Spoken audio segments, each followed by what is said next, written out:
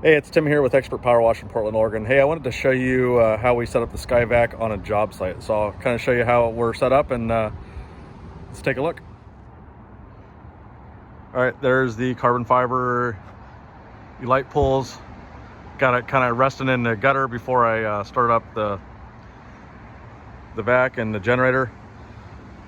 There was no parking here, so we're parked a little ways up here on the street side. So let me show you.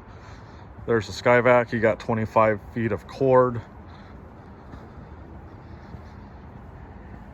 And then we have some really thick stuff here. This is a 50-footer that we got from Amazon. I got another run just in case I need it. And then it goes all the way up to the truck here. And then get a lot of questions on what type of generator we're running. It's a GP 6500. I got it sitting right in the truck here. This usually stays on the truck, so I don't really have to pack around the generator by running the cord.